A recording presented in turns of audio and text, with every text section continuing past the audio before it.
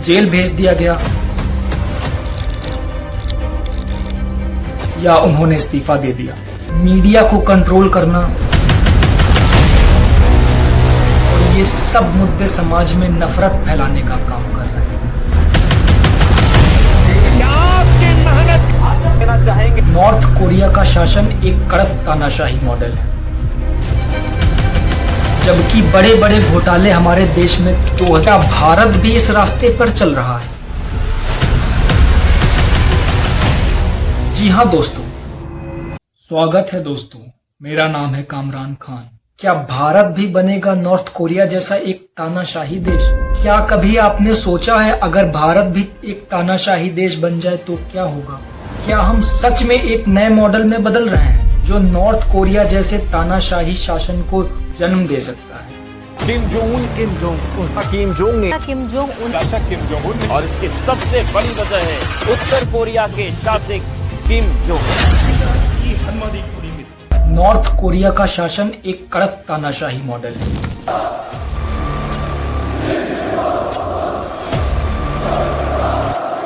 जहां एक व्यक्ति के हाथ में हर चीज होती है।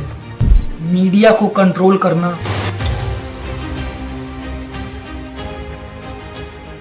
विरोध को दबाना और देश के अंदर धीरे धीरे स्वतंत्रता खत्म करना, यही उनका मॉडल है। क्या भारत भी इस रास्ते पर चल रहा है?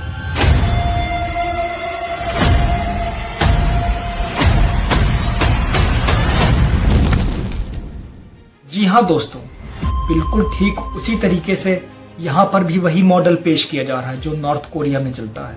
अगर हम ये देखें कि कैसे बीजेपी और उनके पार्टी के लोग अपने राजनीतिक मकसद के लिए मीडिया, जुडिशरी और समाज को अपने कंट्रोल में रख रहा है, तो हम कह सकते हैं कि ये देश के लिए खतरा बन सकता है।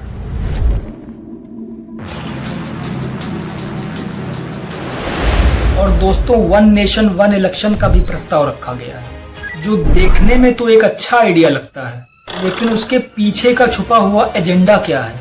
क्या ये एक और कदम है जिससे देश में डेमोक्रेसी का सफाया हो जाए और एक तानाशाही सिस्टम की तरफ बढ़ा जाए?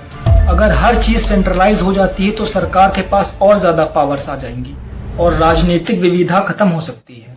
और दोस्तों, बाबा साहब भीमराव अम्बेडकर का दिया हुआ संविधान जो हमारी बराबरी और आजादी की रक्षा करता है, पर आज हमारे बेसिक राइट्स जैसे right to speak, right to protest और राइट टू इक्वालिटी, जो कि दोस्तों अब हमारे लिए खतरा बन गया है। क्या हमारे कॉन्स्टिट्यूशनल राइट्स को छीना जा रहा है? और दोस्तों, जब भी कोई विरोधी नेता या ईमानदार व्यापारी सरकार के खिलाफ अपने विचार रखता है तो उसे जेल भेजने की धमकियां मिलना शुरू हो जाती हैं। क्या ये सब इशारे एक तानाशाही देश की तरफ नहीं ले जा रहे हैं? और दोस्तों, मीडिया का जो हाल है इस देश में मुझे बताने की जरूरत नहीं, वो बिक चुकी है और सरकार के कब्जे में। दोस्तों, मीडिया में अब कोई ईमानदार पत्रकार नहीं रहा। जो ईमानदार पत्रकार थे या तो उन्हें जेल भेज दिया गया या उन्होंने इस्तीफा दे दिया, बहुत दिलचस्प क्योंकि वो अपने कर्तव्य से पीछे नहीं हटना चाहते थे। उनका कर्तव्य था लोगों तक सच्चाई पहुंचाना, जनता के सवाल सरकार तक पहुंचाना और देश किस ओर बढ़ रहा है जनता को बताना, ना कि किसी एक पार्टी को हीरो की तरह मीडिया में प्रेजेंट करना। दोस्तों, मीडिया में सिर्फ एक पार्टी को हीरो की तरह प्रेजेंट करना, आज की मीडिया में करप्शन के खिलाफ कोई आवाज नहीं उठाई जाती, जबकि बड़े बड़े घोटाले हमारे देश में 2014 के बाद किस तरीके से होते आ रहे हैं सब हम देख सकते हैं। जैसे Rafale scam, electoral bond scam. लेकिन ये सब चीजें आपको मीडिया में नहीं दिखाई जाएंगी। आपको सिर्फ यही बताया जाएगा कि ये सब झूठ फैलाया जा रहा है। जब हम बात करते हैं भारत की इकोनॉमिक सिचुएशन पे,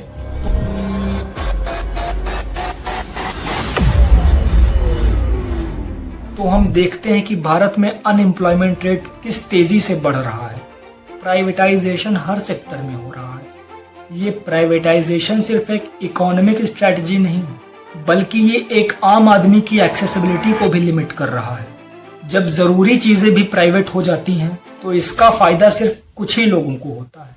और हम ये हर रोज अखबार में, टीवी में, सोशल मीडिया पर देखते हैं कि कैसे ये बीजेपी के पार्टी वाले लोग अपनी राजनीति के लिए कैसे सांप्रदायिक नफरत फैला रहे हैं। हिंदू खतरे में है का नारा लगाकर लोगों को भड़काना, कहीं मुसलमानों को जिहादी, आतंकवादी, पाकिस्तानी, न जाने क्या क्या प्रोपोगेंडा करते हैं और धीरे धीरे कैसे इसका असर भारत के लोकतांत्रिक ढांचे को कमजोर कर रहा है। और आजकल इनका तो एक नया ही प्रोपोगेंडा चल रहा है, हर मस्जिद के नीचे मंदिर खोजो। उत्तर प्रदेश का चुनाव आने वाला है।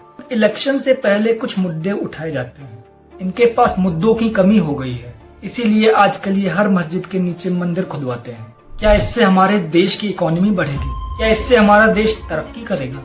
दोस्तों, अगर हर मस्जिद के नीचे मंदिर खोजने लग जाए तो देश का क्या होगा? बेरोजगारी, भुखमरी और महंगाई जैसे मुद्दों को नजरअंदाज करके सिर्फ इनका नफरती भाषण फैलाने का काम रह गया है और समाज को बांटने का काम कर रहे हैं ये लोग। लेकिन जो कठमुल्ला है जिसे कह लीजिए आप, क्योंकि वो देश के लिए घातक हैं, देश आगे ना बढ़े, इस प्रकार के लोग हैं। देश की संपत्ति पर पहला अधिकार मुसलमानों का है। इसका मतलब ये संपत्ति इकट्ठी करके किसको बांटेंगे? जिनके ज्यादा बच्चे हैं उनको बांटेंगे, घुसपैठियों को बांटेंगे। क्या आपकी मेहनत की कमाई का पैसा घुसपैठियों को दिया जाएगा? भाजपा को जिताइए। भाजपा मुस्लिम समुदाय के 4% आरक्षण को समाप्त करेगी। एक हिंदू का खून बहेगा तो एक हिंदू के खून के बदले आने वाले समय में हम प्रशासन से एफआईआर दर्ज नहीं करवाएंगे, बल्कि कम से कम 10 ऐसे लोगों की हत्या अवश्य करवाएंगे जो लोग साधु का रूप धारण करके इस तरह की नफरत की बात करना ठीक है? ये बीजेपी पार्टी वाले किस तरफ ले जाना चाहते हैं? ये सिर्फ आपका ध्यान भटका रहा है।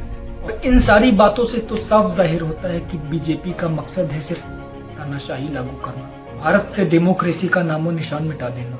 ये संविधान को बदलना चाहते हैं, रह जाएगी तो सिर्फ एक नाम की डेमोक्रेसी।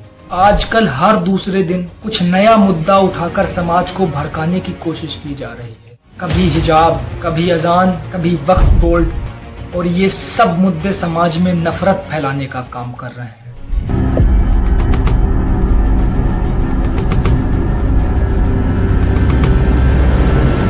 इनका मकसद सिर्फ एक ही है, देश को तोड़ना और देश में नफरत फैलाना।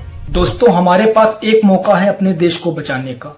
हम एकजुट होकर सच्चाई को समझकर बीजेपी और उनके गंदे एजेंडे को एक्सपोज कर सकते हैं। दोस्तों, हमें अपनी आवाज उठानी होगी, अपने हक के लिए लड़ना होगा। हमसे हमारे राइट्स छीने जा रहे हैं, पर अगर हम सब मिलकर एक साथ खड़े हो जाएं, तो हम अपने देश को तानाशाही का शिकार नहीं होने देंगे।